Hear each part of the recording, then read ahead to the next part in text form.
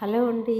శ్రోతలందరికీ దీపావళి శుభాకాంక్షలండి. అందరికీ కొత్త నవలలోకి స్వాగతం. నేను మీకు ఈరోజు చదివి వినిపించబోయే నవల ప్రఖ్యాత రచయిత సూర్యదేవ రామ్మోహన్ రావు గారు రచించిన డబ్బులెవరికి ఊరికే రావు అనే నవలండి. ఈ నవల స్వాతి వీక్లీలో సీరియల్గా వచ్చిందండి. ఇది 2 పార్ట్స్ బుక్ అండి. పుస్తక రూపంలో అయితే 2 పార్ట్స్ బుక్. నేను మీకు 9 భాగాలుగా చదివి వినిపించుతానండి. చదువుతున్నది లక్ష్మి. ఇక కథలో పెడతామండి. అది ఖరీదైన ఒక 5 స్టార్ హోటల్ రెస్టారెంట్ సువిశాలమైన ప్రాంగణంలో ఉంది. ఆర్డినరీ పర్సన్స్ అందులో అడుగు పెట్టలేరు. అలాంటి రెస్టారెంట్లో ఒక జంట లంచ్ తీసుకుంటున్నారు. కబుర్లు చెప్పుకుంటూ తాపీగా భోంచేస్తున్నారు. అప్పుడు సమయం రెస్టారెంట్ వాల్ క్లాక్ 2:30 చూపిస్తోంది. అతడి వయసు 35 లోపే. 6 అడుగుల హైటు, కండలు తిరిగిన దండలు, పసిమి ఛాయ. మనిషి స్ఫురద్రూపి అని చెప్పలేం, కానీ అతడి ముఖవర్చస్సు చూస్తే ఎవరైనా అతడు పెద్ద బిజినెస్ టైకూన్ అని ఇట్టే చెప్పేస్తారు.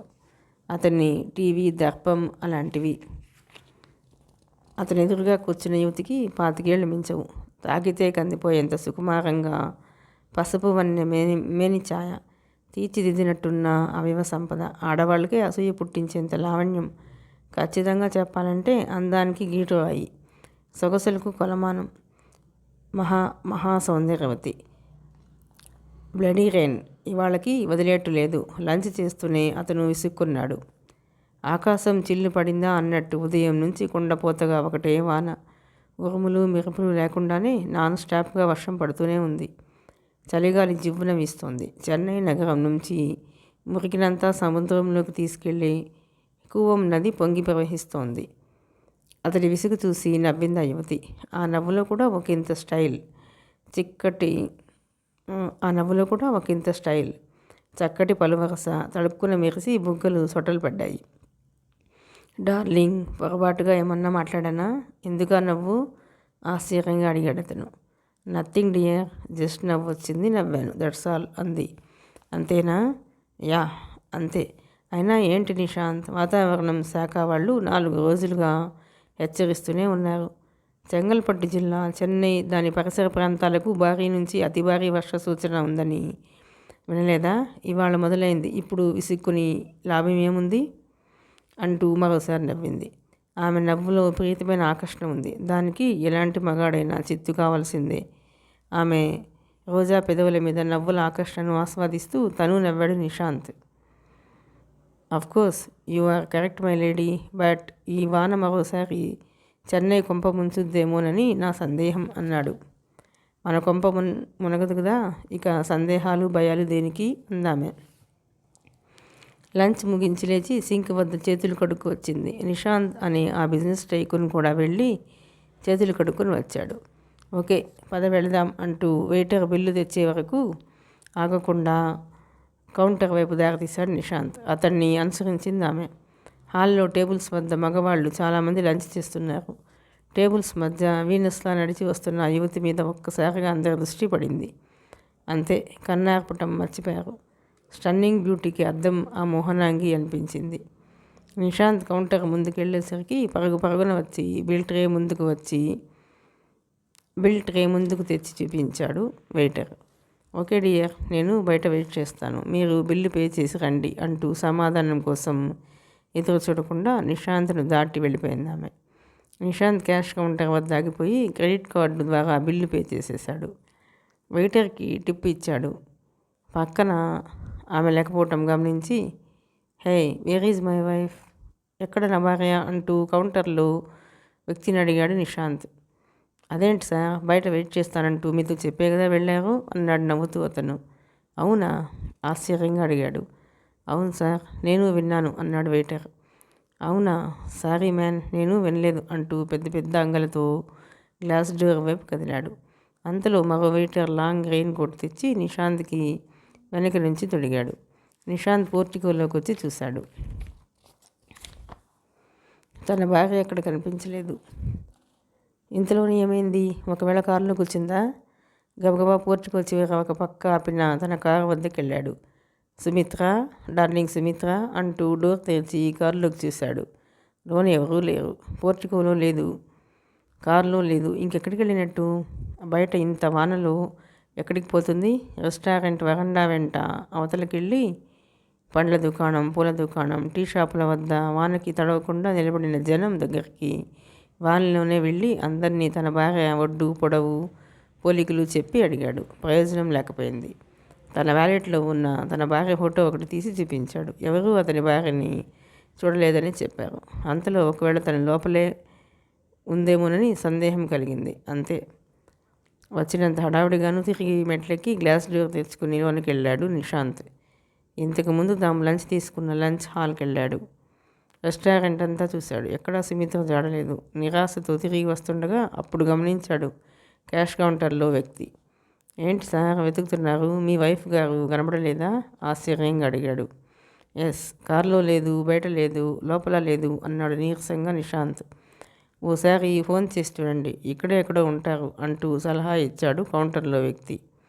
ఆల్రెడీ చేశాను, రింగ్ అవుతోంది, ఎత్తడం లేదు, ఏదో జరిగింది, లేకపోతే ఫోన్ తీయకుండా ఉండదు అంటూ ఫోన్ మెసేజెస్ బాక్స్లోకి వెళ్ళి Sumitra darling, where are you, what happened, I am worrying about you, please come back అంటూ భార్యకు మెసేజ్ పంపించాడు.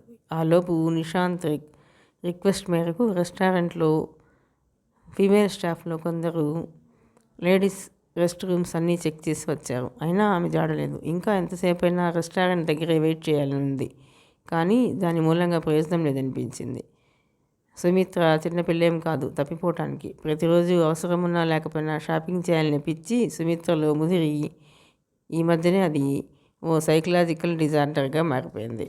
షాపింగ్ అయిపోగానే ఆఫీస్కి కానీ ఇంటికి కానీ తను ఎక్కడుంటే అక్కడికి తను వచ్చేస్తుంది. గతంలో కూడా చాలాసార్లు ఇలాగే జరిగింది. అదే విషయం రెస్టారెంట్ స్టాఫ్కి చెప్పి థ్యాంక్స్ చెప్పి బయటకు వచ్చేసాడు నిశాంత్. కారులో కూర్చుని స్టార్ట్ చేశాడు. వర్షంలో వేగంగా అక్కడి నుంచి కదిలి దూసుకుపోయింది కారు. వద్దంటే వాన. ఉదయం మొదలైన వాన నిలబెట్టి కురుస్తూ చెన్నై నగరాన్ని ముంచెత్తుతూనే ఉంది. పట్టపగలే చీకట్లు ముసురుకున్నాయి. మబ్బులు మరింత నల్లగా మూసుకొస్తున్నాయి కానీ చెదిరిపోయే సూచనలు లేవు. అప్పటికే సాయంత్రం 4 గంటలు కావస్తుంది సమయం. అది నుంగంబాక్కం హైవే నుంచి చీలి తూర్పుగా పోతున్న రోడ్డు. ఎగువన జెమినీ ఫ్లైఓవర్ బ్రిడ్జికి చేరుస్తుంది.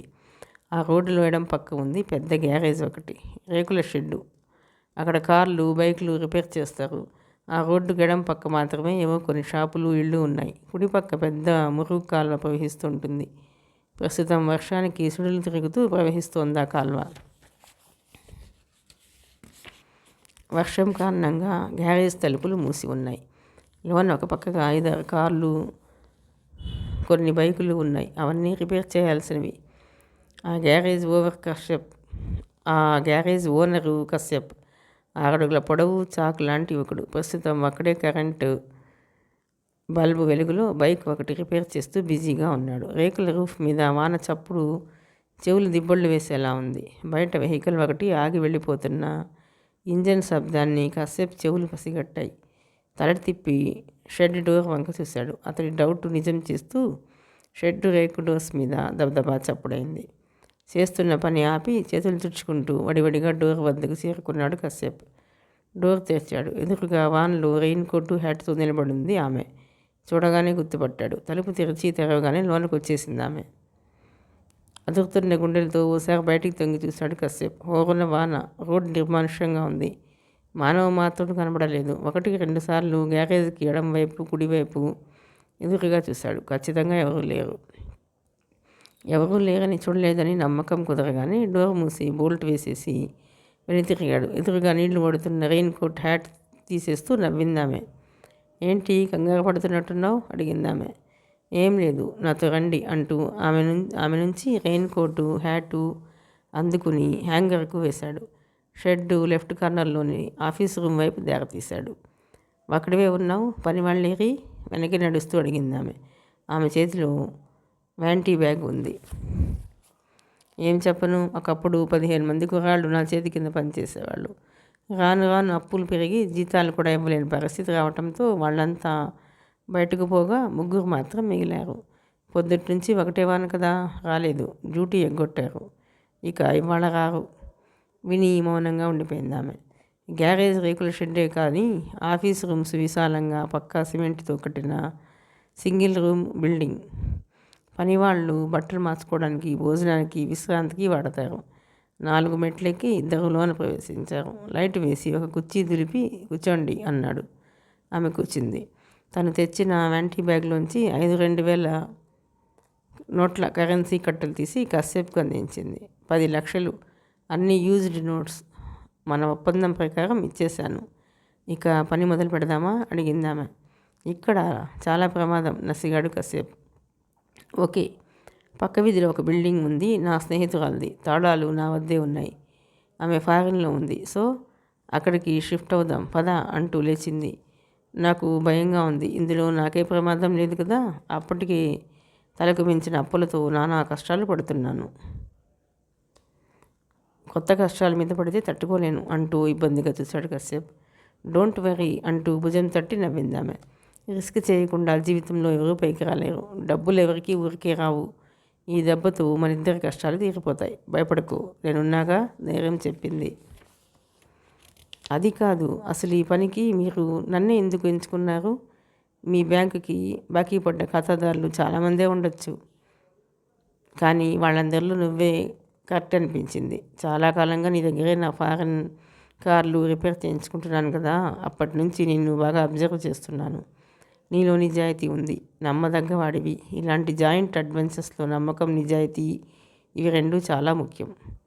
నువ్వు మాటకు కట్టుబడే మనిషివి. యంగ్ అండ్ డైనమిక్ పర్సనాలిటీ నీది.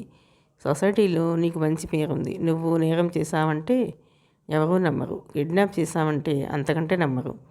గయ్యాళి వారి నీకు నరకం చూపిస్తున్నా ఓపిగ్గా భరించే సహనం నీది. పల్లెటూరు అమ్మాయి పద్ధతిగా ఉంటుందని ఏరికోరి అందమైన గాంధారును పెళ్లి చేసుకున్నావు. చెన్నై రాగానే ఆమె లగ్జరీలకు అలవాటు పడి పూర్తిగా మారిపోయింది. ఆమె కోరిందని ఇల్లు కొన్నావు, ఫర్నిచర్ కొన్నావు, నగలు కొనిచ్చావు. ఆమె కోరినవన్నీ సమకూర్చి చివరకు అప్పుల పాలయ్యావు. దాంతో నిన్ను చేతగాని వాడిగా జమాయిస్తోంది ఆమె. అయినా భార్య ఏంటి నీకు చెప్పలేని ప్రేమ. చివరకు ఆమె చేతిలో నువ్వు పడుతున్న బాధలు చూడలేక నీ కర్మ అంటూ తిట్టి నీ తల్లిదండ్రులు గ్రామం వెళ్ళిపోయారు. ఇటు భార్య ఈసిడింపులు, అటు అప్పులు నీకు కంటి మీద కునుకు లేకుండా చేశాయి. మనశ్శాంతి లేదు. ఈరోజు ఇంటి మీద ఈ గ్యారేజీ తాకట్టు ఇతరత్రా కలిసి అప్పు 3 కోట్ల వరకు ఉంది. అందులో 2.5 కోట్లు బ్యాంకుకి బాకీ పడ్డావు. తీర్చేదారి లేదు. నీ అవసరమే నిన్ను ముందుకు తోస్తుంది. దాంతో నా ప్లాన్కి సహకరిస్తామని, రిస్క్ చేస్తామన్న నమ్మకంతో నిన్ను కాంటాక్ట్ చేశాను. అర్థమైందా అంది. అర్థమైందన్నట్టు తలూపాడు కశ్యప్. నా గురించి మీరు చాలా స్టడీ చేశారని అర్థమైంది. నా విషయం సరే, కానీ మీరేంటి 2 చేతుల్లో సంపాదించే భర్త, డబ్బుకు లోటు లేని లగ్జరీ జీవితం అన్నీ ఉండి కూడా ఇదంతా మీరు ఎందుకు చేస్తున్నట్టు సందేహ నివృత్తి కోసం అడిగాడు. ఓకే, అది చెప్తాను. నా భర్త పెద్ద బిజినెస్ మ్యాగ్నెట్గానే నీకు తెలుసు. పర్సనల్ విషయాలు నీకు తెలియదు, అవునా అంది ఆమె. Yes, of course you are correct. But చెప్తా. నా భర్త బిగ్ బిజినెస్ మ్యాన్. పక్షం దినాలు చెన్నైలో ఉంటే పక్షం దినాలు బిజినెస్ పనుల మీద ఇతర దేశాల్లో తిరుగుతుంటాడు. నన్ను తీసుకెళ్ళాడు. ఎందుకంటే ఆయన వీక్నెస్లు ఆయనకున్నాయి. తాగుడు, గ్యాంబ్లింగ్, తడి ఇవి లేకుండా నిశాంత్ ఉండలేడు అంటూ చెప్పటం ఆపింది సుమిత్ర. వింటున్న కశ్యప్ నసలు చిట్లించాడు. మీరు చెప్పిన వాటిలో 2 తెలుసు, కానీ తడి అదేంటి అని అడిగాడు అమాయకంగా. పక్కున నవ్విందామె. తడి తెలీదా? నువ్వేం మగాడవయ్యా బాబు, నీకెలా చెప్పాలి? తడి గురించి కొంచెం ఆలోచించి చూడు, అర్థమవుతుంది అంది నవ్వుతూనే. క్షణాల్లో అదేమిటో అర్థమై సిగ్గుపడిపోయాడు కశ్యప్. సింపుల్గా అమ్మాయిల పిచ్చి అంటే అర్థమయ్యేది కదా అన్నాడు. నువ్వు ఎల్బోర్డు కదా, అర్థం కాదనుకున్నాలే. విషయం ఏంటంటే, అసలు నాలాంటి ఫిగర్ని ఇంట్లో ఉంచుకొని బయట ఫిగర్ల వెనక పోబుద్ధి అవుతుందా? నువ్వు చెప్పు. నేను అందంగా లేనా? మీకేంటి, ఏంజల్లా ఉన్నారు కదా. కానీ నా భర్త అలా కాదు. రోజు వెరైటీ కావాలి. పిల్ల నచ్చితే చాలు ఎంతైనా ఇచ్చి రప్పించుకుంటాడు. కాస్త ఫేమస్ ఫిగర్ అయితే మరీ పిచ్చి. ఒక రాత్రికి 5 లక్షలన్నా వెనుదీయుడు. పేకాటికి, ఫిగర్లకి డబ్బు మంచినీళ్ళలా ఖర్చు చేస్తాడు. గ్యాంబ్లింగ్ ఆడటానికి Singapore Marina Bay Sands, Macau islands, Las Vegas వెళ్తాడు. దానికి తోడు శాడిస్ట్. అమ్మాయి బాధపడితే చూసి ఆనందించే రాక్షస రసికుడు. ఆడపిల్లల్ని సహజంగా రమించడు. గిచ్చటం, కొరకటం, సిగరెట్తో కాల్చటం, గొరడాలతో కొట్టడం. ఒక్క మాటలో చెప్పాలంటే రాక్షసవతి. విసిగిపోయాను కశ్యప్. నీకు తెలియదు, నాకు స్వేచ్ఛ లేదు. షాపింగ్కి డబ్బిస్తాడు, ఖర్చు లెక్క చెప్పి మిగిలిన డబ్బు ఇచ్చేయాలి. నా డబ్బు, నగలు, ఆస్తి అన్నీ తన గుప్పెట్లో ఉంచుకున్నాడు. ప్రేమ కోసం తప్పించి మనసు నాది. స్వేచ్ఛగా ఎగిరే చిలకలా బతకాలనుంది, పంజరంలో చిలకలా కాదు. చూడ్డానికి నేనేంటో గొప్పగా బతికేస్తున్నా అనుకుంటారు, కానీ నా ఒంటికి మనసుకు సుఖం లేని బతుకున్నది. నాకు స్వేచ్ఛ కావాలి. అందుకే ఈ ప్లాన్ చేశాను. 50 కోట్లు చాలు, చెరో 25 తీసుకుందాం, జీవితంలో సెటిల్ అయిపోతాం. దీనివల్ల ఇద్దరు జీవితాలు ఒడ్డున పడతాయి. నా బాధ అర్థమైంది అనుకుంటాను. ఇప్పుడు ఓకేనా అంటూ వివరిస్తుంటే జాలిగా చూశాడు కాసేపు ఆమెను. అర్థమైంది. ఏంటో ఆ దేవుడు అన్నీ ఇచ్చి మనకి ఏదో లోటు చేస్తుంటాడు. ఆ లోటును పుచ్చుకోవడానికి మనం ఇలా అడ్డదారి పట్టలేక తప్పటం లేదు. కానీ దొరికామంటే అదే భయంగా ఉంది. దొరకం, ఎందుకంటే భగవంతుడు మనకి తెలివితేటలు కూడా ఇచ్చాడు కదా, వాటిని ఉపయోగించుకుందాం. దొరకం, భయం దేనికి, పద వెళదాం అంది. ఇద్దరు రెస్ట్ రూమ్ నుంచి కిందకి దిగి షెడ్లోకి వచ్చారు. తన రెయిన్ కోటు, హ్యాటు ధరించింది ఆమె. కాసేపు కూడా రెయిన్ కోటు వేసుకుని షెడ్ డోర్ తెరిచాడు. తన బైక్ స్టార్ట్ చేసి బయటకు తెచ్చి స్టాండ్ వేశాడు. ఆమె బయటకు రాగానే షెడ్ డోర్ మూసి తాళం వేశాడు. అప్పుడు పరిసరాలను నిశితంగా గమనించాడు. ఎడతెరపి లేని వర్షం మూలంగా అనుకుంటా రోడ్ల మీద నరమానవుడు లేడు. అంతా నిర్మానుష్యంగా ఉంది. అంత భయంలోనూ కొంత ధైర్యాన్ని పోది చేసుకున్నాడు. బైక్ స్టార్ట్ చేశాడు కాసేపు. అతడి వెనుక కూర్చుందామె. ఎవరూ గుర్తుపట్టకుండా హ్యాట్ ముఖం మీదకు లాక్కుంది. సూదుల్లా తాకుతున్నాయి వాన నీళ్లు. ఆమె చూపించిన రూట్లో జస్ట్ 10 నిమిషాల్లో 5వ వీధిలోని ఒక ఇంటికి చేరుకున్నారు. వీధి నిర్మానుష్యంగా ఉంది. చుట్టుపక్కల రోడ్డు మీద ఒక పురుగు లేదు. ధైర్యంగా అనిపించింది కాసేపుకి. నిరవధికంగా కురుస్తూనే ఉంది వాన. నిశాంత్ తన ఆఫీస్కు చేరుకునేసరికి అతడి పర్సనల్ అసిస్టెంట్ నైనా అతడి రాక కోసం ఎదురు చూస్తోంది. హడావుడిగా తన ఛాంబర్లోకి వస్తూనే కోటు తీసి రివాల్వింగ్ చైర్ వెనక తగిలించి అసహనంగా నుదురు రుద్దుకుంటూ కూర్చుండిపోయాడు. అతను ఏదో చికాకులో ఉన్నాడని పిఏ నైనాకు అర్థమైపోయింది. ఎప్పుడూ హుషారుగా ఉండే బాస్ ఇప్పుడు ఇలా డల్గా ఉండటానికి కారణం ఏమై ఉంటుందా ఆలోచిస్తూ దగ్గరకు వచ్చింది. సార్, మీ సంతకాల కోసం ఇక్కడ చాలా ఫైల్స్ ఎదురు చూస్తున్నాయి. మరో అర్ధగంటలో మార్కెటింగ్ ఎగ్జిక్యూటివ్స్తో మీటింగ్ వేరే ఉంది. మీరు తన డ్యూటీ ప్రకారం గుర్తు చేసిందామె. మధ్యలో ఎత్తి ఆపమన్నట్టు సైగ చేశాడు Nishant. I know don't very. ఇంతకు నా వైఫ్ ఇక్కడ ఏమన్నా ఫోన్ చేసిందా అని అడిగాడు. పిఏనైనా ఆశ్చర్యపోయింది. లేదు సార్, ఫోన్ చేయలేదు. అయినా మేడంతో లంచ్కి బయటకు వెళ్తున్నట్టు చెప్పే వెళ్ళారుగా, ఇద్దరూ కలిసి వెళ్ళలేదా అంది నైనా. యా, యు ఆర్ రైట్, కలిసే వెళ్ళాం. బట్ లంచ్ తర్వాత రెస్టారెంట్ వద్ద అతను మిస్ అయింది. ఫోన్ చేస్తే లిఫ్ట్ చేయలేదు, మెసేజ్ పెడితే రిప్లై ఇవ్వలేదు. ఎక్కడికి వెళ్ళిందో తెలియదు. I am worrying about her. ఈ బ్లడీ రెయిన్ దయ్యం పట్టినట్టు వదలటం లేదు. ఓకే. నా వైఫ్ ఒకవేళ ఆఫీస్ ల్యాండ్లైన్కి చేస్తే నాకు ఇవ్వు. ఒక్కోసారి సెల్స్కి సిగ్నల్స్ ఉండవుగా. ముందా ఫైల్స్ ఇలా ఇవ్వు, సంతకాలు చేసేస్తాను అన్నట్టు ఎగ్జిక్యూటివ్స్తో ఎన్ని గంటలకు మీటింగ్? షార్ప్గా 4 o'clock సార్. ఓకే. పిఏనైనా అందించిన ఫైల్స్ మీద చకచకా సంతకాలు చేయటం ఆరంభించాడు నిశాంత్. బయట వర్షం హోరు అక్కడికి సన్నగా వినిపిస్తూనే ఉంది. వీధి చివరి కుడి పక్క ఉంది ఆ ఇల్లు. చుట్టూ కాంపౌండ్ వాల్తో అందమైన బిల్డింగ్. అసలు ఆ వీధిలోనే అటొకటి ఇటొకటి విసిరేసినట్టున్న ఇల్లు. ఆమె బైక్ దిగి వెళ్ళి గేటు తీసింది. బైక్ను సరాసరి లోనికి పోనిచ్చి పోర్టికోలో ఆపాడు కశ్యప్. ఆమె గేటు మూసి వచ్చింది. కశ్యప్ అప్రమత్తంగా కనుచూపు మేర పరిసరాలను గమనిస్తూనే ఉన్నాడు. పరిసరాల్లో ఎవరూ లేరు. అంతా నిర్మానుష్యంగా ఉంది. ఎడతెరపి లేని వర్షం మూలంగా కావచ్చు. 3 మెట్లు ఎక్కితే ఎదురుగా ఎంట్రన్స్ డోర్. అటు ఇటు వరండా. ఎడం పక్క వరండా చివర కరెంటు మెయిన్ బోర్డు ఉంది.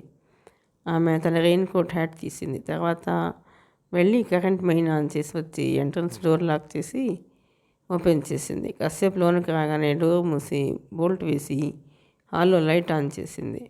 ఇల్లు చాలా బాగుంది. హాలుని కలేచిస్తూ కామెంట్ చేశాడు కశ్యప్.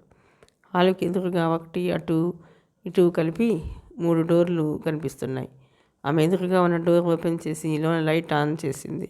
పట్టపగల్లా వెలుగుపరుచుకుంది.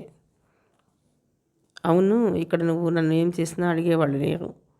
నేను కూడా ఏమీ అడగను. ఏమైనా చేయాలనుంటే అనిపిస్తే చేసేయి అంటూ కొంటగా నవ్వింది ఆమె. ఏంటి మీరు నన్ను చూస్తే రేపిస్ట్లా కనిపిస్తున్నారా? ఏంటి మీరు నన్ను చూస్తే రేపిస్ట్లా కనిపిస్తున్నానా అంటూ తను బెడ్రూమ్లో అడుగు పెట్టాడు కశ్యప్. నీకంత సీన్ లేదులే బాబు, అయినా నీకేం తక్కువ? కోగాలే కానీ ఏ పిల్లైనా వచ్చి ఒడిలో వాలిపోతుంది. కమాన్, ఇది మన ఇల్లే అనుకో. రిలాక్స్గా సోఫాలో కూర్చో అంటూ సోఫా చూపించింది. హాలుకి అటు ఇటు 2 డోర్స్ ఉన్నాయి. అవి కూడా బెడ్రూమ్లేనా? అవును. ఇక పని మొదలు పెడదామా? ఏ పని అంది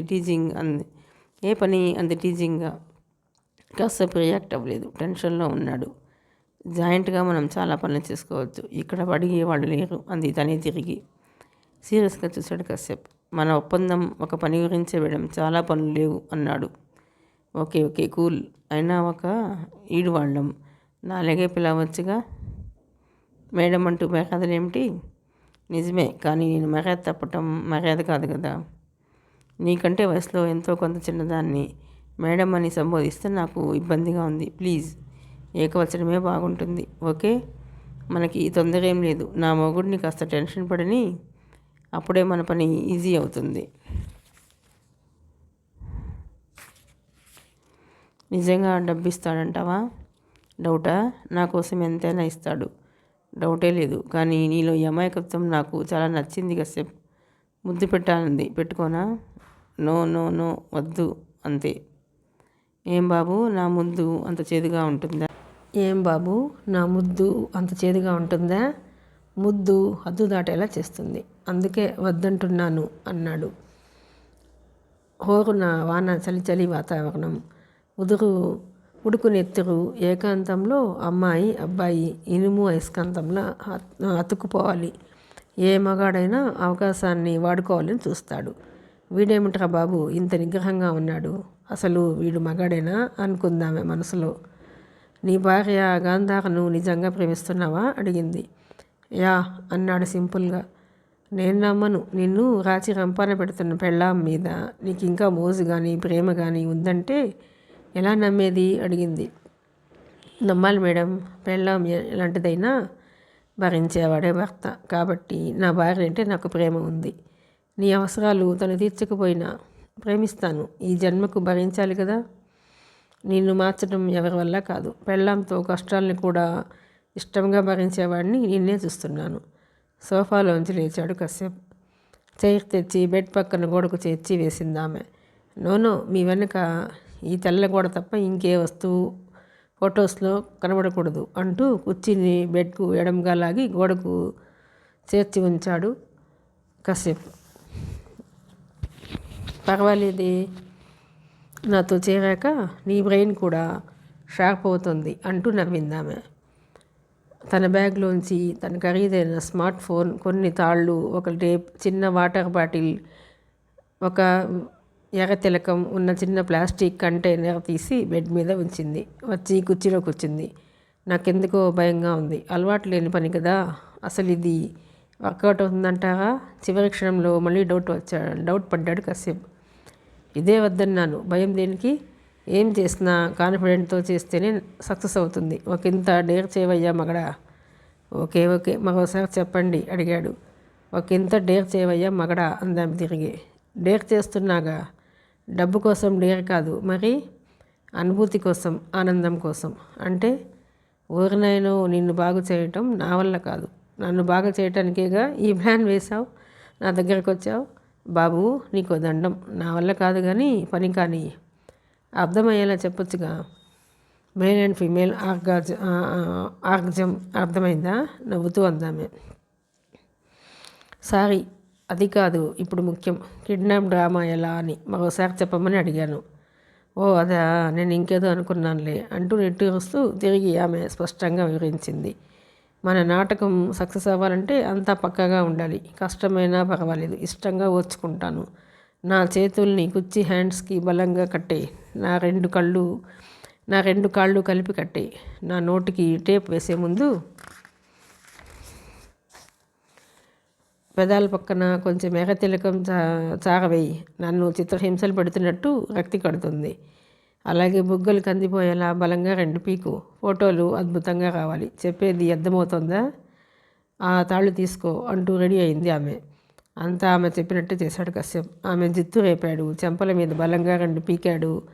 చేతి వేళ్ల చెంపల మీద ఎర్రగా తట్టు తేలాయి. నిజంగానే ఆమె కళ్ళల్లో గిరున తిరిగింది నీరు. కశ్యప్ ఆమె స్మార్ట్ ఫోన్ అందుకున్నాడు. ఆమె దీనంగా బిత్తర చూపులు చూస్తూ కన్నీళ్లతో ఏడుస్తోంది.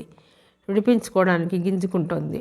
నోటికి టేప్ అంటించడంతో అరువులు లేవు. నిజంగా కిడ్నాపర్ చెరలో ఉన్నట్టే అత్యంత అద్భుతంగా నటించింది. రకరకాల యాంగిల్స్లో 5-6 ఫోటోలు తీశాడు కశ్యప్. ఇక చాలని ఆమె సైగ చేయగానే ఆపేశాడు కశ్యప్.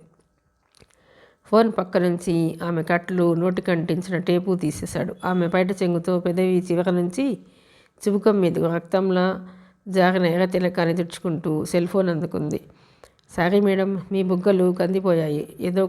ఏదో కొట్టమన్నారని నసిగాడు కశ్యప్. డోంట్ వరీ, ఆ మాత్రం కొట్టకపోతే ఫోటోలు సహజంగా రావు అంటూ ఫోన్లో ఒకటొకటిగా తీసిన ఫోటోలని చూడనారంభించింది. ఫోటోలు చాలా బాగా వచ్చాయి. ఎలా ఉన్నాను ఫోటోలు చూస్తూ పోజ్ ఇచ్చి మరీ అడిగింది. వండర్ఫుల్ మేడం, చాలా బాగా చేశారు. మీరు సినిమా యాక్టర్ కావాల్సింది. మీ నటన అద్భుతం. నిజంగా మీరు కిడ్నాపర్ చెరలో ఉన్నట్టే ఉన్నారు ఫోటోల్లో అంటూ అభినందించాడు కశ్యప్. సినిమాలోనే కాదు, ఒక్కోసారి నిజ జీవితంలో కూడా నటించాల్సి వస్తుంది నాలా. సో ఫోటోలు ఓకేనా? Double okay. 1 మినిట్. ఇప్పుడు ఈ ఫోటోలన్నీ వాట్సాప్ ద్వారా నా భర్త సెల్కి పంపిస్తున్నాను. ఎస్, అయిపోయింది. చూడు కశ్యప్, నా భర్త బిజీగా ఉంటాడు. ఆ పైన నేను ఏమయ్యానో తెలియక టెన్షన్లో ఉంటాడు. కాబట్టి ఈ ఫోటోలు చూడకపోవచ్చు. అందుచేత ఫోన్ చేసి నువ్వే చెప్పాలి అంటూ తన స్మార్ట్ ఫోన్ని పక్కన పెట్టింది. నేనా ఫోన్ చేసి చెప్పాలా అన్నాడు కంగారు పడుతూ కశ్యప్. ఎస్, నువ్వే చెప్పాలి. కిడ్నాపర్ నువ్వే కదా? అవుననుకో, కానీ నా ఫోన్ నుంచి చేస్తే దొరికిపోతా కదా. ఇంత అమాయకుడివేంటి? నీ ఫోన్ వాడకూడదు, తెలిసిందా? అయితే ఏం చేయాలి? ఇప్పుడు నా సెల్ ఫోన్ నుంచి నా భర్త సెల్కి కాల్ చేసి నా ఏడుపు, నా మాటలు వినిపించాలి. కమాన్, డూ ఇట్ ఇమీడియట్లీ అని తన భర్త సెల్కి రింగ్ చేసింది. అవతల తన భర్త ఫోన్ ఎత్తగానే తన నోటికి తనే టేప్ అతికించుకుని ఏడుపు మూలుగులు వినిపించింది. ఆ పైన టేప్ తీసేసుకుని save me Nishant, save me, please please save me, I want to come to you అని ఎక్కి ఏడ్చేసింది. ఆమె నటన చూసిన కాసేపు బెత్తరపోయాడు. ముందేమో నోటికి టేప్ అతికించుకొని గింజుకుంటున్నట్టు టేప్ తీసేసుకొని ప్రపంచంలోని బాధని, భయాన్ని, ఉద్రిక్తతని, దుఃఖాన్ని గొంతులో నింపుకొని ఏడ్చేసింది. వామ్మో ఎంత నటన! ఒక స్త్రీ నటించదలుచుకుంటే పురుషుడు దేనికి పనికిరాడనిపించింది. అలా బిత్తరపోద్ది కశ్యప్. ఈ స్థాయిలో నటిస్తేనే మనం ఆడే కిడ్నాప్ డ్రామా రక్తి కడుతుంది అందామె రిలాక్స్ అవుతూ. సెల్ ఫోన్ ఎత్తిన నిశాంత్ ముందు తన భార్య మూలుగులు విన్నాడు. నోటికి ఏదో టేప్ ఉన్నట్టు ఏడుపుతో కూడుకున్న మూలుగులు. ఆ పైన రక్షించమని ప్రాధాయపడటం. నిశాంత్ షాక్ తిన్నాడు. కాలు చేయి ఆడలేదు కొద్ది క్షణాలు. ఏం జరిగింది? ఎవరన్నా కిడ్నాప్ చేశారా? చేస్తే కిడ్నాపర్ ఫోన్ చేయాలి కదా. తన డిమాండ్స్ కోసం ఏం అర్థం కాలేదు. ఇప్పటికే సాయంత్రం అయిపోయింది. మనకి ఎక్కువ టైం లేదు. చెప్పేది జాగ్రత్తగా విను. నేను 2 ఫోన్ నెంబర్లు నీకు ఇస్తాను. ఒకటి నా భర్త పర్సనల్ సెల్ నెంబర్. నేను ఈ ఫోటోలు పంపింది ఆ నెంబర్కే. నా నెంబర్ తెలిసినా పర్వాలేదు. నా ఫోన్ నుంచి నువ్వే పంపించావనుకుంటాడు. 2వ నెంబరు, అది నా మొగుడి ఆఫీస్ ల్యాండ్లైన్ నెంబరు. ఇప్పుడు నువ్వే బయటకు వెళ్ళాక ఏదో కాయిన్ బాక్స్ నుంచి ఫోన్ చెయ్యి. ఇలా మాట్లాడుకు, తెలిసిపోతుంది. గొంతు మార్చు, లేదా ఎలక్ట్రానిక్స్ స్ట్రీట్కి వెళ్ళు. అది రిచి స్ట్రీట్లో ఉంది. వాయిస్ చేంజర్ కొను. దాన్ని అడ్డం పెట్టుంచి మాట్లాడు, లేదా నోటికి జేబు రుమాలు అడ్డం ఉంచుకు మాట్లాడు. సెల్ ఫోన్లో ఫోటోలు చూడమను. అర్ధగంట తర్వాత మళ్ళీ ఫోన్ చేస్తానని కట్ చెయ్యి. అర్ధగంట తర్వాత ఫోన్ చేసి 100 కోట్లు డిమాండ్ చెయ్యి. అన్నీ యూజ్డ్ నోట్స్ తర్వాత అంటూ 2 నెంబర్లు స్లిప్ మీద రాసి కశ్యప్కి ఇస్తూ మిగతా ఏం చేయాలో వివరించింది ఆమె. ఓకే, ఇంకా అంతా నేను చూసుకుంటాను అంటూ భరోసా ఇచ్చాడు కశ్యప్. అంతలో నేను చిన్న డౌట్, ల్యాండ్లైన్కే ఎందుకు చేయాలి అని అడిగాడు. ఎందుకంటే అది పాత మోడల్ ఫోన్. నీవెక్కడి నుంచి చేసినా నెంబర్ పడదు. సో జాగ్రత్త, భయపడకు, కంగారు పడకు. మరో ముఖ్య విషయం చెప్పండి. బైక్ మీద వెళ్ళకు, 50 కోట్లు దొరికిపోతావు. బైక్ షెడ్లో పెట్టి ఏదో కారు తీసుకెళ్ళు. వాన ఇప్పట్లో వదిలేట్టు లేదు. కాసేపు అమాయకత్వం పక్కన పెట్టి తెలివిగా వ్యవహరించి డబ్బుతో తిరిగి రావాలి. మీరే చూస్తారుగా, డోంట్ వరీ. బట్ మీరు ఇక్కడే ఉంటాను. నువ్వు వచ్చాక డబ్బు పంచుకొని ఎవరి దారి వాళ్ళది. మరి మీకు భోజనం? బిస్కెట్ ప్యాకెట్లు, వాటర్ బాటిల్ తెచ్చుకున్నాను. ఇవి చాలు. ఓకే, ఇక నేను బయలుదేరుతాను. నేను వచ్చే వరకు మీరు మాత్రం జాగ్రత్తగా ఉండండి. ఆమె కట్లు విప్పి కోటు ధరించిన కశ్యప్ జోరువాన్లో వెళ్ళిపోయాడు. ఆమెను గెస్ట్ హౌస్ దగ్గర వదిలేసి బైక్ మీద బయలుదేరిన కశ్యప్ ముందుగా జెమ్నీ ఫ్లైఓవర్ వైపు ప్రయాణించాడు. వర్షం ఎక్కడా తగ్గలేదు, పెరగలేదు. నిలబెట్టి కురుస్తూనే ఉంది. చెన్నైలో చాలా వీధులు జలమయమయ్యాయి. బైక్ నడుపుతూనే ఆలోచిస్తున్నాడు కశ్యప్. అప్పుల బాధతో అవస్థపడుతున్న తనకు సుమిత్ర ఆఫర్ ఒక అదృష్టమనే చెప్పాలి. ఈ కిడ్నాప్ డ్రామా సక్సెస్ అయితే నిజంగానే తన కష్టాలు తీరిపోతాయి. ఆలోచనల మధ్య బైక్ జెమ్నీ కాంప్లెక్స్ని సమీపించడం గమనించలేదు. కాంప్లెక్స్లో చాలా షాపులు ఉన్నాయి. కొన్ని షాపుల ముందు కాయిన్ బాక్సులు ఉన్నాయి. కానీ వర్షానికి చాలామంది షాపుల ముందు చేరిపోయారు. వాళ్ళ ముందు తను ఫోన్ చేయలేడు. అందుకే అక్కడ ఆగలేదు. ముందుకెళ్ళి కుడి పక్కకు తిరిగి జెమ్నీ ఫ్లైఓవర్ను చేరుకుని ఎడం పక్కకు తిరిగి అన్నాసాలయంలో ప్రవేశించాడు. ఒకప్పటి మద్రాస్ ఇప్పుడు చెన్నై అయినట్టే ఒకప్పటి మౌంట్ రోడ్డు ఇప్పుడు అన్నాసాలేగా పిలువబడుతుంది. కొద్దిసేపట్లోనే కశ్యప్ 1000 లైట్స్ ఏరియాకు చేరుకున్నాడు. దారి పొడవునా తనకు అనుకూలమైన కాయిన్ బాక్స్ కోసం వెతుకుతూనే ఉన్నాడు. ఎందుకంటే కాయిన్ బాక్స్లు పబ్లిక్ ప్లేస్లోనే ఉంటాయి. ఇప్పుడు సెల్ నుంచి ఫోన్ చేస్తే నెంబర్ ట్రేస్ చేస్తే తను దొరికిపోతాడు. కాబట్టి కాయిన్ బాక్స్ నుంచే నిశాంత్కు ఫోన్ చేయాలి. అందుకే కశ్యప్ తొందరపడలేదు. చివరకు సత్యం థియేటర్ వీధిలో ఓ చోట అలాంటి కాయిన్ బాక్స్ కనిపించింది. దగ్గరలో ఎవరూ లేరు. అద్దాల క్యాబిన్లో ఉంది ఆ బాక్సు. వాన్లోనే బైక్ స్టాండ్ వేసి డోర్ తెరుచుకొని లోనికి వెళ్ళాడు కశ్యప్. వాన, ఒకటే వాన. తన ఆఫీస్ బాల్కనీలో నిలబడి గ్లాస్ విండోలోంచి తదేకంగా వర్షాన్ని చూస్తున్నాడు నిశాంత్. అక్కడికి వర్షంతో పాటు చుట్టుపక్కల ఇళ్ళు, ఆఫీసులు కూడా వర్షంలో తడిసి ముద్దవుతూ కనిపిస్తున్నాయి. భార్య సుమిత్ర గురించి చింతాక్రాంతుడై ఉన్నాడు నిశాంత్. ఏమైంది? ఎక్కడికి వెళ్ళింది? అతడి ఆందోళన ముఖంలో ప్రతిఫలిస్తోంది. అంతలో హై హీల్ షూస్ టకటగా శబ్దం చేస్తుండగా పిఏ నైనా అతడి దగ్గరికి వచ్చింది. అయినా గమనించినట్టే విగ్రహంలా కూర్చునున్నాడు నిశాంత్. సార్, టైం 4 దాటింది. అక్కడ కాన్ఫరెన్స్ హాల్లో మన బిజినెస్ ఎగ్జిక్యూటివ్స్ అంతా మీకోసం వెయిట్ చేస్తున్నారు. ప్లీజ్ కమ్ అంటూ గుర్తు చేసింది నైనా. అప్పుడు తల ఊపి లేచాడు నిశాంత్. నైనా, ఈ కాన్ఫరెన్స్ క్యాన్సిల్ చేయి అన్నాడు స్థిరంగా చూస్తూ. నైనా తెల్లబోయి చూసింది. సార్, ఇది చాలా ఇంపార్టెంట్ మీటింగ్. నాకు తెలుసు, అయినా సరే క్యాన్సిల్ చేయి. మరో డేట్ ఫిక్స్ చేసి కాల్ చేస్తామని చెప్పు. నా మనసేం బాగాలేదు. నా భార్య ఏమైందో తెలియక ఆందోళనతో ఉన్నాను. ఈ టైంలో నేను అటెండ్ కాలేను. Do what I say. Cancel the meeting. It's my order. Boss ఆర్డర్కి తిరుగులేదు. Okay sir, I will do it అంటూ వెనుదిరిగింది నైనా. సరిగ్గా అప్పుడే నిశాంత్ సెల్ ఫోన్ రింగ్ అయింది. నైనా, ప్లీజ్ వెయిట్ ఏ మినిట్ అంటూ సెల్ అందుకున్నాడు. పిఏ నైనా ఆగి తిరిగి చూసింది. నిశాంత్ సెల్ లిఫ్ట్ చేశాడు. ఎత్తిందే అవతలి నుంచి. ఓటీ డబ్బాలో గులకరాళ్ళు వేసి ఆడించినట్టు ఓ మగ గొంతు గరగరలాడింది. ఎవడరా నువ్వు? విసుగుతో కసురుకున్నాడు నిశాంత్. హలో, నేను కిడ్నాపర్ని. నీ అందాల భార్య సుమిత్ర ఇప్పుడు నా చేతిలో బందీగా ఉంది, అవతలి వ్యక్తి చెప్పాడు. నోటికి ఏదో అడ్డం పెట్టుకు మాట్లాడుతున్నట్టు గొంతు అదోలా విచిత్రంగా ఉంది. నిశాంత్ అసహనంతో మండిపడ్డాడు. ఒరే, నిన్ను చంపేస్తాను అంటూ అరచాడు. నేను చెప్పినట్టు చేయకపోతే నేనే నీ భార్యని చంపి నీకు పార్సీల్ పంపిస్తాను. వద్దు, ఆ పని చేయకు. She is my soul, my life. నా భార్య అంటే నాకు ప్రాణం. వదిలిపెట్టు. చంపటమా వదలటమా అనేది నీ నిర్ణయం మీద ఆధారపడింది. అసలు నువ్వు కిడ్నాపర్ అని నాకేమిట్రా నమ్మకం? తను ఎలా చిక్కింది నీకు? హలో నిశాంత్, ఎలా ఏమిటనేది పక్కన పెట్టు. నీ సెల్కి, నీ భార్య సెల్ నుంచే నీ భార్య కిడ్నాప్ ఫోటోలు పంపించాను. నువ్వు ఇంకా చూడలేదనుకుంటా. అవి చూస్తే నీకు అర్థమవుతుంది. నా డిమాండ్స్ ఏమిటో ఓ అర్ధగంట ఆగి ఫోన్ చేస్తాను. Wait and see.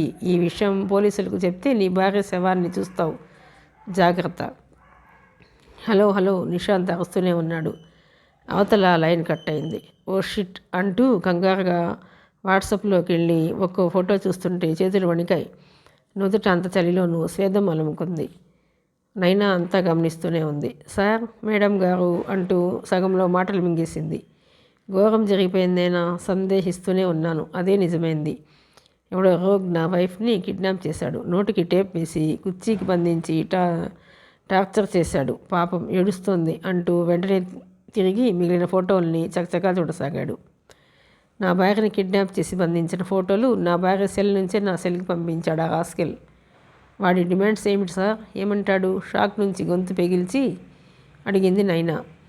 తెలీదు. అర్ధగంట తర్వాత తిరిగి ఫోన్ చేసి చెప్తానన్నాడు. పాపం పిచ్చిది నా వైఫ్. వాడి చేతిలో ఎన్ని హింసలు పడుతుందో ఏమిటో. చాలా బాధగా ఉంది నైనా అంటూ ఫోన్ని జేబులో వేసుకున్నాడు. గొంతులో బాధ తెలుస్తోంది. ఇప్పుడేం చేద్దామని అదే అర్థం కావటం లేదు. మళ్ళీ ఫోన్ వస్తే కానీ కిడ్నాపర్ డిమాండ్స్ ఏమిటో తెలియదు.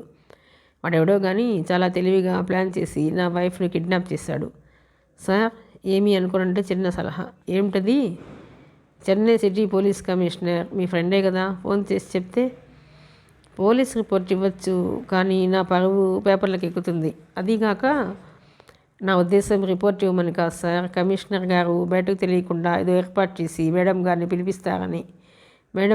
విడిపిస్తారని ఒక్క క్షణం ఆలోచించి తల పంకించాడు నిశాంత్. సమయానికి గుర్తు చేసావునైనా, థ్యాంక్ యూ. ఇప్పుడే ఫోన్ చేసి కమిషనర్తో మాట్లాడతాను. నువ్వు వెళ్ళి మీటింగ్ క్యాన్సిల్ చేసి వాళ్ళని పంపించరా. ఈ విషయం బయట లీక్ కాకూడదు. Do it first. గో అంటూ తొందర తీశాడు నిశాంత్. నైనా హడావిడిగా అక్కడి నుంచి వెళ్ళిపోయింది. నిశాంత్ సెల్ ఫోన్ అందుకుని చెన్నై సిటీ పోలీస్ కమిషనర్కు ఫోన్ చేశాడు. అది చెన్నై నందనం ప్రాంతంలోని ఒక అపార్ట్మెంట్. ఎంత చలి పెడుతున్నా బెడ్రూమ్ కిటికీలు తెరిచే ఉన్నాయి.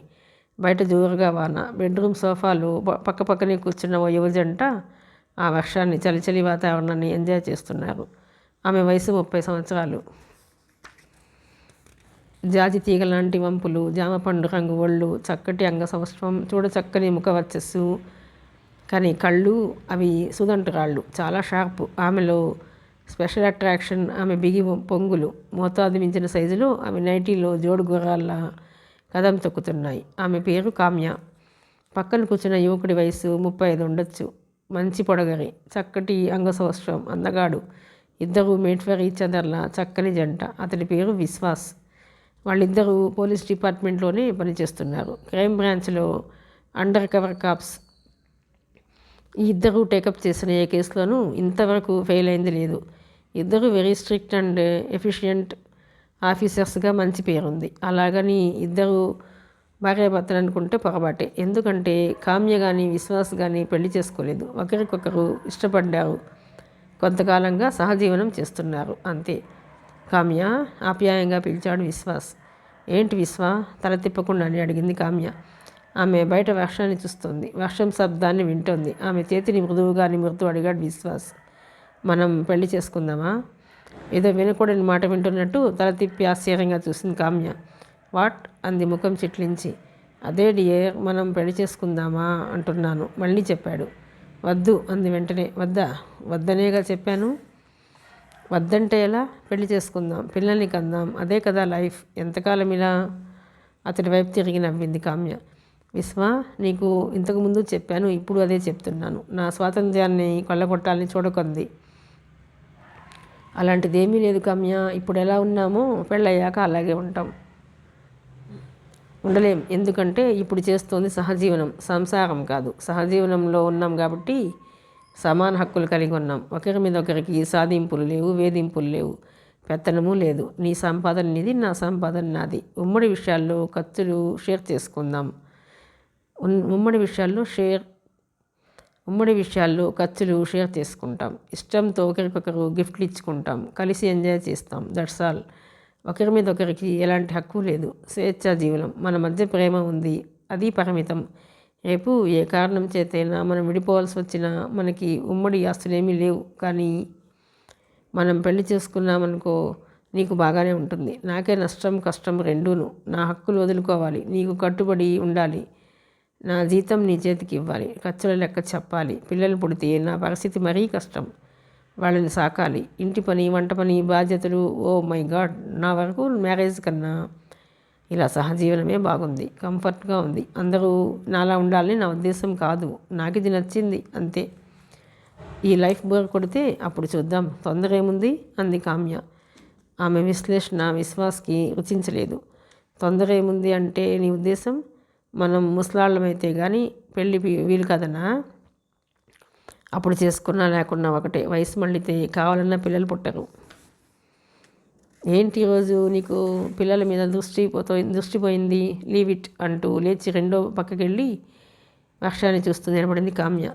పల్చర్ నేటిలో ఆమె షేపులు విశ్వాస్కి మతిపోగొడుతున్నాయి. ఓకే, వదిలేశాను. ఇప్పుడు నేనేం చేయాలి? లేచి తను వెళ్ళి ఆమె వెనక నిలబడ్డాడు. ఏం చేద్దామని అంటూ వెనక్కి తిరిగిపోయింది కామ్య. అవకాశం లేకుండా ఆమె నడుము చుట్టూ చేతులు బిగించి వెనక నుంచి బలంగా వాటేసుకున్నాడు విశ్వాస్. ఆమె వెనక ఎత్తులు అతని ముందు భాగాన్ని స్పాంజ్ దిళ్ళలా తాకి నరాల్ని జివ్వుమనిపించాయి. చలి చలి వాతావరణం, నరాల్లో నిప్పులు చిరలరేగుతున్నాయి. పద, కాసేపు పని చూసుకుందాం అంటూ చెవిలో గుసగుసలాడాడు. కామ్య అభ్యంతరంగా చూసింది.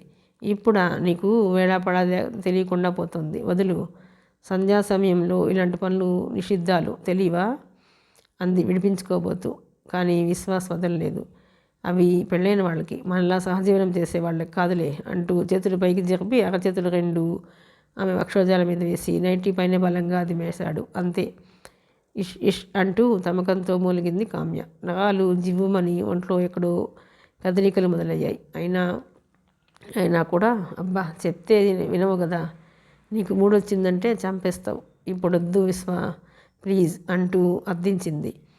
ఇప్పుడొద్దంటావు, బెడ్ ఎక్కితే మళ్ళీ మళ్ళీ అంటూ నన్ను చంపుతావు. నీ సంగతి నాకు తెలియదా ఏంటి అంటూ అమాంతం రెండు చేతుల మీద కామ్యనెత్తుకుని ముద్దులాడుతూ డబుల్ కాట్ వైపు అడుగులేశాడు.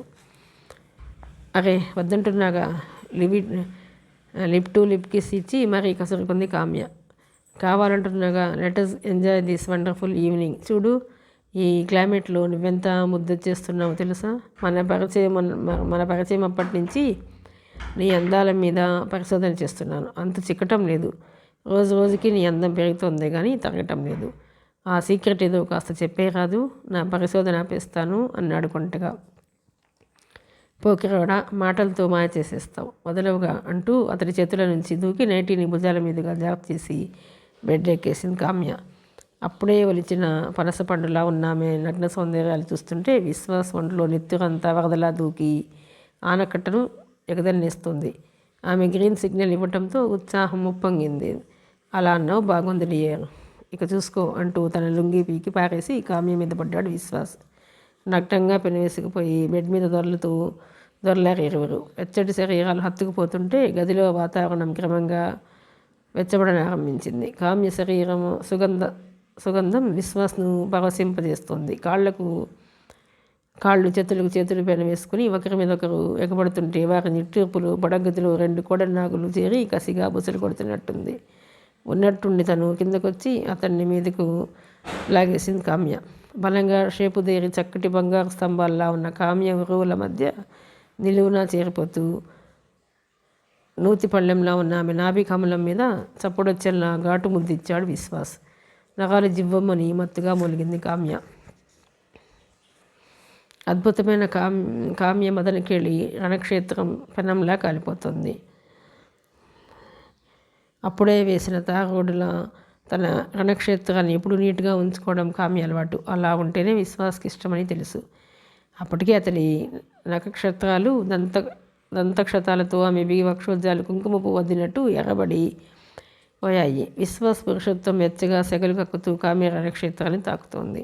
ఒక పువ్వు రేకులు విచ్చుకొని గండు తుమ్మెదను మకరందం అందించేందుకు తనలోకి ఆహ్వానించినట్టు తనలోకి దారి చూపి ఆహ్వానించింది కామ్య. ఒక బలమైన శక్తి బలంగా భూమిలో దిగబడింది. బద్ధశత్రువులైన ఇద్దరు వీరుల డాళ్లు వేగంగా గుద్దుకున్నాయి.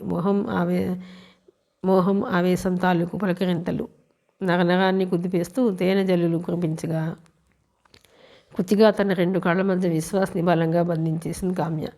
సమ్మగా ఆరంభమైన సయ్యాట క్రమంగా వేగం అందుకుంది. అతడి గుంజీలు ఆమె ఎదను కుదిపేస్తున్నాయి. పర్వాల తోటలో పరవశాల క్రీడా వినోదం. ఇరువురి నడుమ క్షణాలు వెన్నెల కరిగిపోతున్నాయి. ఆ ఆటలో విశ్వాస్ ఎక్స్పర్ట్లా ఉన్నాడు. అతడి తాకిడికి దెబ్బకో సోపానం ఎక్కేస్తూ సుఖాల తీరం వైపు సాగిపోతుంది కామ్య. ఒకరి ఊపిరి ఒకరిని వెచ్చగా కాల్చేస్తుంది. అంత చలిలో కూడా విశ్వాస్ ఒంటి మీద స్వేదం అలుముకుంటోంది. బయట జోరువాన ఆ జంటకి జోల పడుతుంది. రసికత తెలిసిన జంట. రంజైన రమ్మి ఆట. అమర సుఖాన్ని ఆస్వాదిస్తున్నారు. ఇప్పుడు బాహ్య ప్రపంచం ఇరువురికి కనిపించటం లేదు. తన రణక్షేత్రంలో పిస్టన్లా కదులుతున్న విశ్వాస వేగాన్ని అది పుట్టిస్తున్న కమ్మటి సుఖాన్ని ఎంజాయ్ చేస్తుంది కామ్య. అది అవిశ్రాంత పోరాటం, గెలుపు ఓటమి లేని తీపి యుద్ధం. సమయం గడిచిందే ఇద్దరికీ తెలియదు. చాలాసేపటికి తను ఎక్కాల్సిన సుఖాల సౌధం ఎక్కేసి కీచిపుట్టలారుస్తూ గుప్పిళ్ళు వదిలేసింది కామ్య. ఆమెనకే విశ్వాసతోని వరద కట్టలు తెంచుకొని మడుగుల్లోకి ప్రవహించింది. అమర సుఖాలకి ఇరువురు సొక్కి సోలిపోయారు. సురత క్రీడ ముగింపు దశలోని కమ్మటి మైకంలో మత్తుగా వలిపారు. కాస్త విరామం తర్వాత ముందుగా తేరుకుంది కామ్య. లేచి ప్రేమగా విశ్వాస అదరాల్ని కిస్ చేసి బెడ్ దిగింది. బాత్రూమ్కి వెళ్ళి వేడి నీటితో చక్కగా స్నానం చేసింది. వంటికి టర్కీ టవల్ చుట్టుకుని బయటకు వచ్చింది. కామ్య రావటం గమనించి లేచి తను బాత్రూంలోకి వెళ్ళి తలుపు వేసుకున్నాడు విశ్వాస్. అతడు స్నానం ముగించి టవల్ చుట్టుకుని బయటకు వచ్చేసరికి హడావుడిగా డ్రెస్ చేసుకుని రెడీ అవుతూ కనిపించింది కామ్య. ఏయ్ కామ్య, ఏంటిది రెడీ అవుతున్నావు, ఎక్కడికి అంటూ ఆశ్చర్యంగా అడిగాడు. నువ్వు రెడీ అవ్వు త్వరగా, మనం బయటకు వెళ్తున్నాం అంది షర్ట్ బటన్స్ పెట్టుకుంటూ కామ్య. ఇంత వర్షంలోనా? ఎక్కడికి? కొత్త కేస్. ఇంత క్రితమే మన బాస్ ఫోన్ చేశారు. City police commissioner recommend and రిక్వెస్ట్తో క్రైమ్ బ్రాంచ్ ఈ కేసు టేకప్ చేసి మనకి అప్పగించింది. Get ready. అరే, విషయం పూర్తిగా చెప్పకుండా గెట్ రెడీ అంటే ఎలా? ఇంతకీ కేసు ఏమిటట? తను రెడీ అవుతూ అడిగాడు విశ్వాస్. కిడ్నాప్, చెప్పింది కామ్య. ఎవరిని కిడ్నాప్ చేశారట? ఎవరు చేశారో తెలియదు. కిడ్నాప్ అయింది మాత్రం బిజినెస్ మ్యాన్ నిశాంత్ భార్య సుమిత్ర. బిజినెస్ మ్యాన్ అంటే Chennai Selvam bank owner, managing director Nishant కాదు కదా? కరెక్ట్గా ఊహించావు, అతనే. ఇవాళ మధ్యాహ్నం 2:30 ప్రాంతంలో ఒక రెస్టారెంట్ వద్ద ఆమె కనిపించకుండా పోయిందట. తర్వాత కిడ్నాపర్ ఫోన్ చేశాట. నిశాంత్ సెల్ నెంబర్ ఇచ్చారు. మనం ఆన్ ద వేలో ఫోన్ చేసి వివరాలు తెలుసుకుందాం. త్వరగా నువ్వు రెడీ కావాలి అంది కామ్య. 15 గంటలోపే చకచకా ఇద్దరు రెడీ అయిపోయారు. అండర్ కవర్ కాప్స్ కాబట్టి ఇద్దరు సివిల్ డ్రెస్లోనే ఉన్నారు. తమ ఫ్లాట్కి తాళం పెట్టి కిందకి వచ్చారు. సెల్లార్లో తమ కారు రెడీగా ఉంది. విశ్వాస్ స్టీరింగ్ తీసుకున్నాడు. కారు బయలుదేరింది. ఆవరణ దాటి మెయిన్ గేట్ గుండా వీధిలోకి వచ్చేసరికి వీధి లైట్లు వెలిగాయి. వర్షం కారణంగా 5 అవ్వకుండానే చీకటి పడినట్టుంది. హెడ్లైట్ల కాంతిలో ట్రాఫిక్లో ప్రవేశించి పరుగు ఆరంభించింది కారు. కామ్య తన సెల్ ఫోన్ అందుకుని నిశాంత్ పర్సనల్ సెల్కి ఫోన్ చేసింది. బైక్ తిరుగు ప్రయాణమైంది. నిశాంత్తో అర్ధగంటలో ఫోన్ చేస్తానని చెప్పాడు. గంటైనా పర్వాలేదు, వెయిట్ చేస్తాడు. ముందు ఏదన్నా తినాలి, ఆకలి గుర్తుకొస్తోంది. ఉదయం ఇంట్లో తిన్న కాఫీ, టిఫిన్లు. మధ్యాహ్నం భోజనానికి వెళ్ళలేదు. ఆమె రాకతో ఆకలి మర్చిపోయాడు. బైక్ను నేరుగా తన గ్యారేజ్కి పోనిచ్చాడు. బైక్ లోన పెట్టేశాడు. గ్యారేజ్లో రిపేర్కి వచ్చిన ఇంపోర్టెడ్ వ్యాన్ ఒకటి ఉంది. రిపేరు చేసి 3 రోజులైంది. దాని ఓనర్ సిటీలో లేకపోవడంతో ఇంకా డెలివరీ ఇవ్వలేదు. ఆ వ్యాన్ని బయటకు తీశాడు. గ్యారేజ్కు తిరిగి తాళం వేసి వ్యాన్లో బయలుదేరాడు. అంత క్రితమే వీధి లైట్లు వెలిగాయి. ముందుగా వచ్చిన పెట్రోల్ బంక్లో ట్యాంక్ ఫుల్ చేయించాడు. అక్కడి నుండి వ్యాన్ని నేరుగా తమ ఇంటికి పోనిచ్చాడు.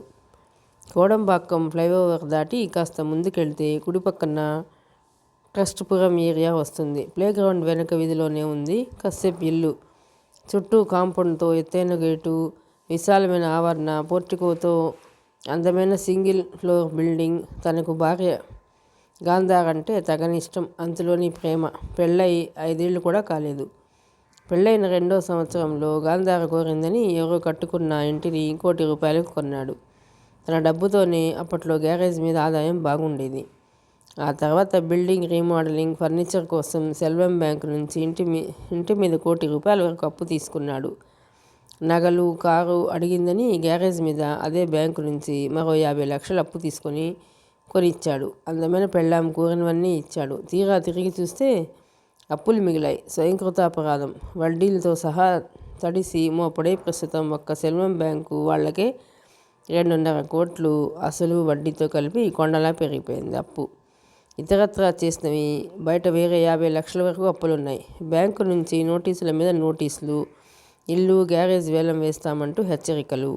బయట అప్పుల వాళ్ల బెదిరింపులతో మునిగిపోయే నావలా తయారైంది తన బతుకు.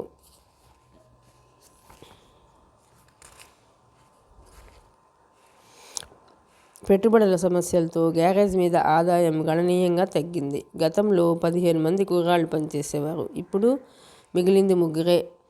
గండం నుంచి గట్టెక్కాలంటే ఇప్పటికిప్పుడు తనకి ₹3 కోట్ల అవసరం ఎలా వస్తాయి? అందుకే ఆమె ఆఫర్ని కాదనలేకపోయాడు. తను అప్పుల పాలైంది పెళ్ళాం మూలంగానే.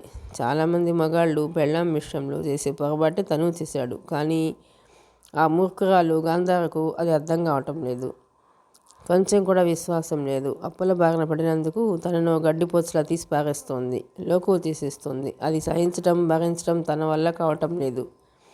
ఇంట్లో ఒక్కతి ఏం చేస్తుందో ఏమిటో. ఇంతకు ముందైతే తన తల్లిదండ్రులు తోడుగా తమతో ఇక్కడే ఉండేవారు. గాంధార చేతిలో తను పడుతున్న తిప్పలు చూడలేక నీ కర్మ అంటూ నిందించి గ్రామానికి వెళ్ళిపోయారు. గాంధార గురించే ఆలోచిస్తూ వ్యాన్ని గేట్లోకి పోనిచ్చి పోర్టికోలో ఆపాడు. పోర్టికోలో లైట్ వెలుగుతోంది. లోన హాల్లో లైట్ వెలుగుతోంది. ముఖద్వారం తెరిచే ఉంది. గాంధార్ హాల్లోనే ఉంది. టీవీలో ఏదో సీరియల్ చూస్తోంది. అలికిడి విని తల తిప్పి చూసింది. పూల డిజైన్ నైటీలో షోకేస్లో బొమ్మలా ఉంది. ఏం లాభం? అందమైన ముళ్ళకంప. వ్యాన్ దిగాడు కశ్యప్. షూస్ బయట వదిలి లోనికి వస్తున్న కశ్యప్ని చూస్తూ టీవీ ఆఫ్ చేసి లేచి యువతలకు వచ్చింది గాంధార. భర్తని చూడగానే ఏ భార్యకైనా పెదవుల మీద చిరునవ్వు మెరవాలి.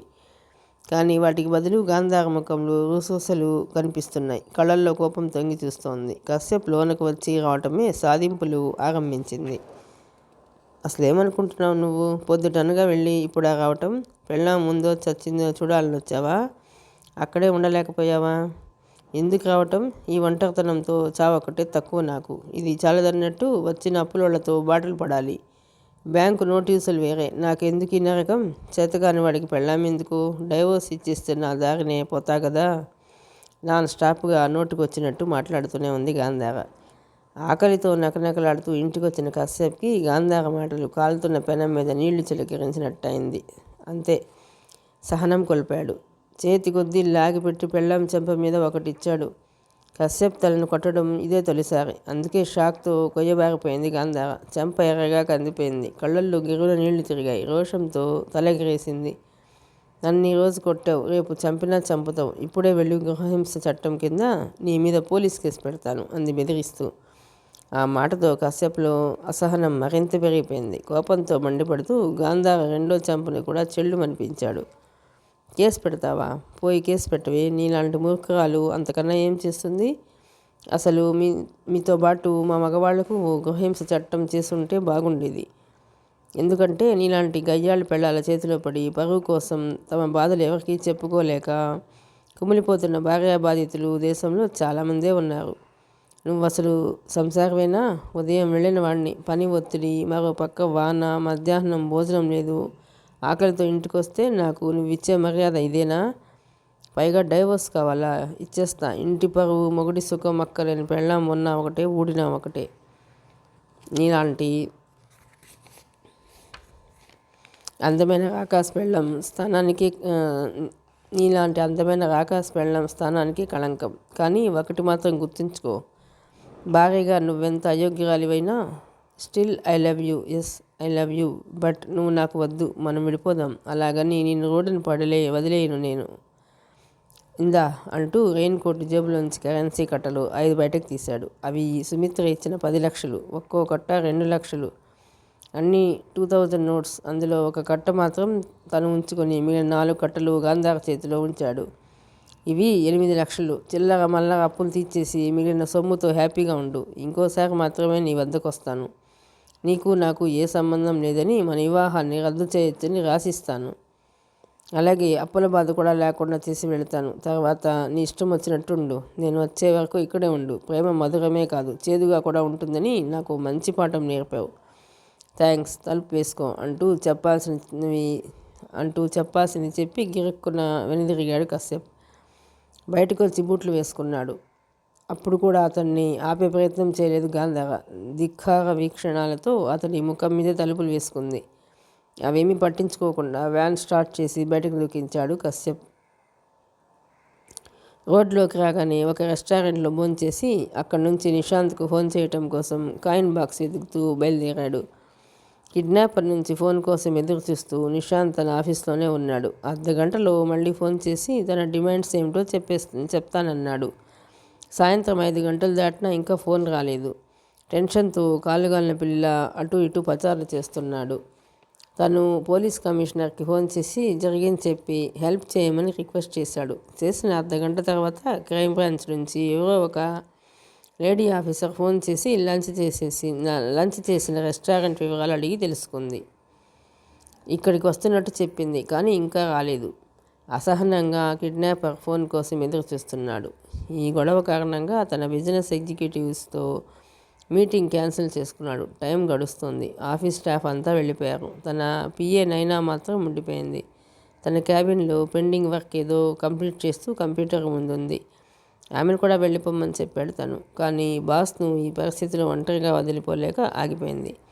ఆఫీస్లో పట్టపగల లైట్లు వెలుగుతున్నాయి. ఆమెతో పాటు ఆఫీస్ కారు డ్రైవరు కింద ఉన్నాడు.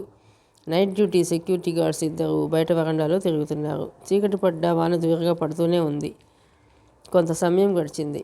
అంతలో హడావిడిగా పిఏ నైనా నిశాంత్ రూమ్లోకి వచ్చింది. సార్, మీరు త్వరగా నా రూమ్లోకి రావాలి. కిడ్నాపర్ లైన్లో ఉన్నాడు అంది. నసలు విరిచి చిరాగ్గా చూశాడు నిశాంత్. ఓ షిట్, లైన్లో ఉండడం ఏంటి? వాడి ఫోన్ కోసమే కదా నేను ఇక్కడ వెయిట్ చేస్తున్నాను అరిచాడు. అతను నా ఆఫీస్ రూమ్ ల్యాండ్ లైన్కి చేశాడు. మీకు కాల్ ట్రాన్స్ఫర్ చేయాలని ట్రై చేశాను, కానీ కాల్ వెళ్ళటం లేదు. మీరు త్వరగా నా రూమ్కి వచ్చి కాల్ అటెండ్ చేయండి. డామిట్ అంటూ వేగంగా ఆమె వెంట బయలుదేరాడు. ఇంతసేపు రెండోసారి కూడా తన సెల్కే ఫోన్ చేస్తాడని ఎదురు చూశాడు. కానీ అంచనా తప్పింది.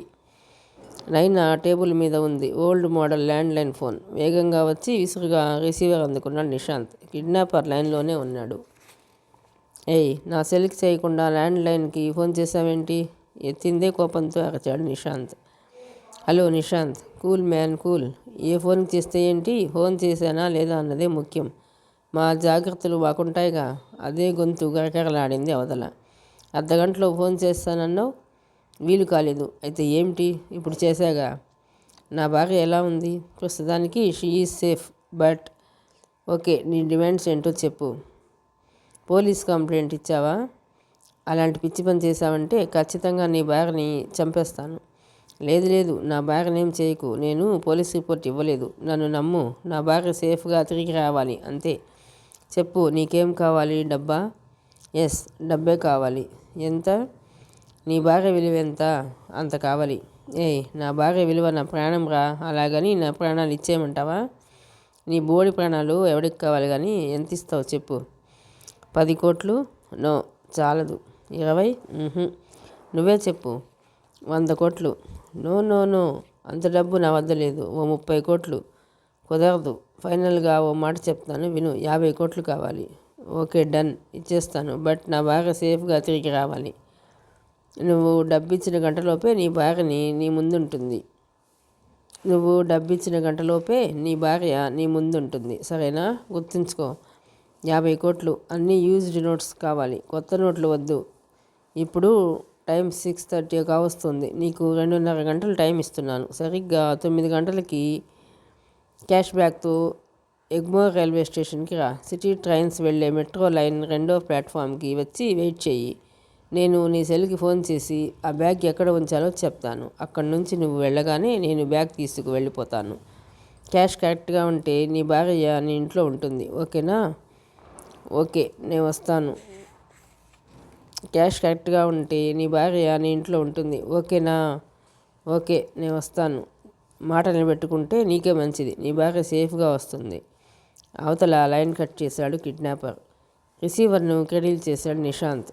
గుండెల మీద నుంచి పెద్ద భాగం దించినట్టుగా నిట్టూర్చి నుదుట పెట్టిన స్వేదాన్ని కర్చీఫ్తో తుడుచుకున్నాడు. మిగతా కథ రెండో భాగంలోనండి. ప్లీజ్ అండి, ఈ కథ మీకు నచ్చుతుంది అనుకుంటున్నాను. మీకు నచ్చితే కనుక లైక్ చేయండి, షేర్ చేయండి, సబ్స్క్రైబ్ చేయండి.